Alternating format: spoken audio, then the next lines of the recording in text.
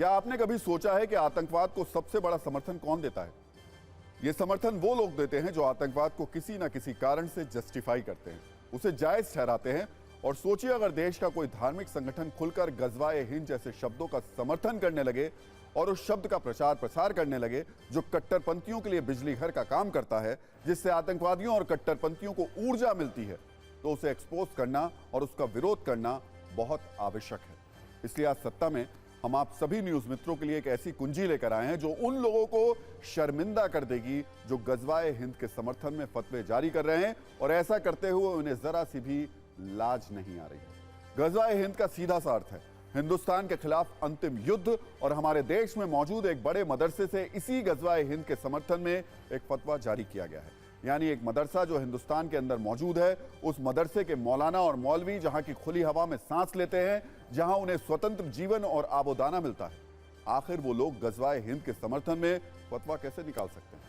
इसलिए हमारा सवाल सीधा यह है कि भारत की जमीन पर काम करने वाला कोई संगठन, फिर चाहे वो धार्मिक संगठन हो, व्यापारिक संगठन हो या फिर सामाजिक संगठन हो, वो गजवाए हिंद जैसे शब्द का समर्थन आखिर कैसे कर सकता है? क्या इस शब्द का समर्थन करना भारत के खिलाफ युद्ध का समर्थन करना नहीं है? क्या गजवाए हिंद का समर्थन करने वाले लोग भारत के खिलाफ नहीं है? क्या जिन लोगों ने गजवाए हिंद के समर्थन में फतवे जारी किए वो भारत विरोधी नहीं है? अब हम आपको पूरा विवाद समझा देते हैं, बताते हैं कि ये शुरू कैसे हुआ। दरअसल दारुल उल्म देवबंद मदरसे की वेबसाइट पर एक इंटरनेट यूजर ने एक सवाल पूछा, और यह सवाल था, क्या हदीस में भारत पर आक्रमण का जिक्र है जो उप महाद्वीप में होगा, और क्या जो भी इस जंग में शहीद होगा वो महान शहीद कहलाएगा, गाजी कहलाएगा, और जो गाजी होगा क्या वो जन्नती होगा? इस सवाल के जवाब में दारुल उलूम की ओर से जो फतवा जारी किया गया, उसके एक एक शब्द को सुनकर आपको भी चुभन होगी और आप सोचेंगे कि जिस गजवाए हिंद शब्द को आतंकवादी अपने मन में फुलझड़ी की तरह जलाकर रखते हैं, उस शब्द का प्रचार और समर्थन भारत में चलने वाला कोई संगठन कैसे कर सकता है?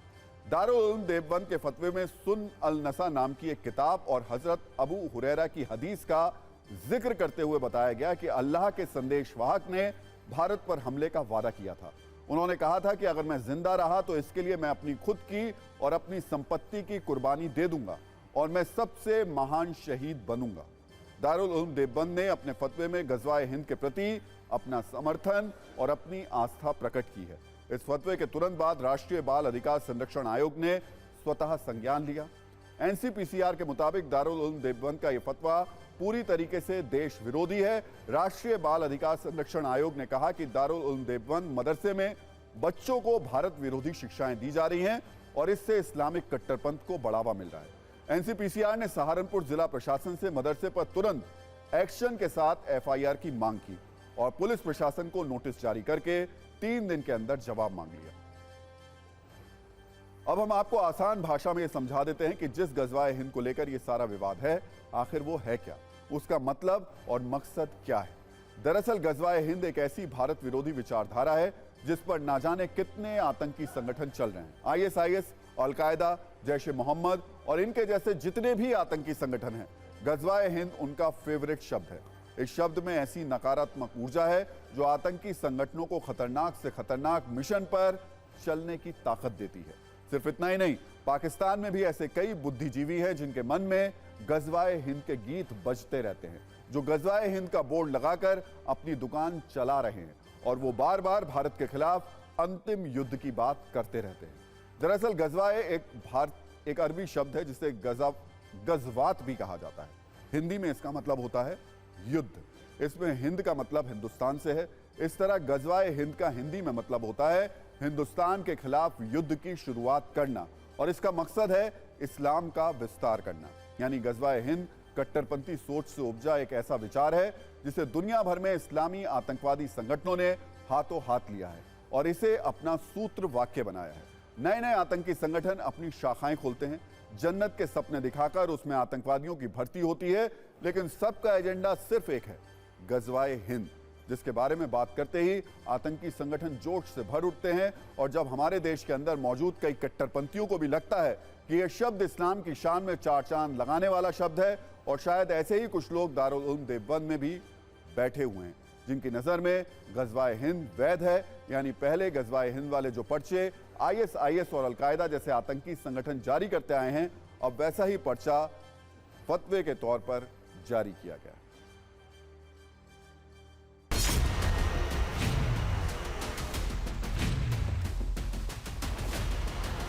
इन्होंने जो फतवा जारी किया है, ये कहते हैं कि गजवाए हिंद में जो शहीद होगा, यानी भारत के विरुद्ध आक्रमण करने में जो शहीद होगा, वो सर्वोच्च महान बलिदानी माना जाएगा। बच्चों के दिमाग में इस तरीके का जहर भरना राष्ट्रद्रोह है। इनकी बातों को हम परखते हैं तो इसमें जो है लार्ज परसेंटेज, बल्कि ह्यूज परसेंटेज जो है वो गलत साबित होती है। लिहाजा हम उनको मोतबर नहीं समझते हैं और उसके रेफरेंस से अगर कोई बात की जाए तो वो बात बिल्कुल गलत है, हम उससे सहमत नहीं।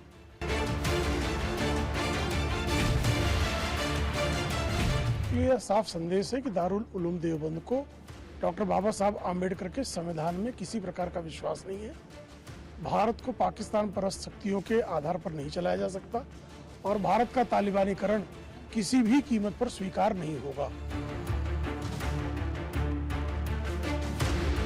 दारुल उलूम देवबंद की जो वेबसाइट है उस पर ये फतवा है, उर्दू में है, हमने ट्रांसलेट करवाया है। वो क्या समझते हैं, अगर उर्दू में कोई फतवा डालेगी तो सरकार की एजेंसी तो उसको पढ़ नहीं पाएंगी।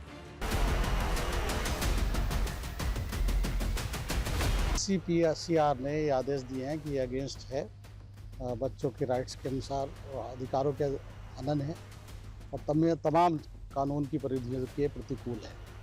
उसका राष्ट्रीय NCPC का एक आर्डर प्राप्त हुआ है जिसमें FIR दर्ज करने के निर्देश दिए गए हैं। अब हम आपको उस दारुल उलूम के बारे में भी कुछ जरूरी बातें बता देते हैं जहां से गजवाए हिंद का फतवा जारी किया गया। वैसे देवबंद का यह मदरसा पहले भी अपने कई फतवों को लेकर कुख्यात रहा है, फिर चाहे वो दाढ़ी कटवाने पर 4 छात्रों को सस्पेंड करने का हो या फिर सोशल मीडिया पर सेल्फी और फोटो पोस्ट करने को गैर इस्लामिक बताने का हो। दारुल उलूम उत्तर प्रदेश में सहारनपुर जिले के देवबंद में मौजूद है। ये देश के कई मदरसों को संचालित करने वाली सबसे बड़ी इस्लामिक संस्था भी है और इससे देश के अलग अलग हिस्सों से करीब 5000 से ज्यादा छात्र जुड़े हुए हैं। सोचिए, जब एक ऐसी इस्लामिक संस्था से गजवाए हिंद का महिमा मंडन करने वाला फतवा जारी किया जाएगा तो इससे जुड़े छात्रों को आखिर क्या संदेश दिया जाएगा। दारुल उलूम भारत की आजादी से भी पहले बनी संस्था है जिसकी स्थापना शिक्षा के लिए की गई थी, लेकिन आज पूरा देश देख रहा है कि दारुल उलूम किस तरीके की शिक्षा और विचारों को बढ़ावा दे रहा है। और अब नजरिया 9, अगर देवबंद का दारुल उलूम वाकई में मुस्लिम समाज का शुभचिंतक है तो उसे ऐसे विचारों का विरोध करना चाहिए, ना कि भारत विरोधी विचारों का समर्थन करना चाहिए, क्योंकि देश से बड़ा कुछ भी नहीं है। इसलिए दारुल उलूम देवबंद से गजवाए हिंद का फतवा जारी करने वालों के खिलाफ सख्त एक्शन होना चाहिए। सत्ता में हम रोज आपके लिए तरह तरह की सत्ताओं पर कुंजियां तैयार करते हैं, लेकिन आज इस कुंजी के जरिए हम ये कहना चाहते हैं कि गजवाए हिंद जैसे शब्दों की कभी कोई सत्ता नहीं होनी चाहिए। नकारात्मक और मानव विरोधी विचारों की सत्ता कभी स्थापित नहीं हो सकती।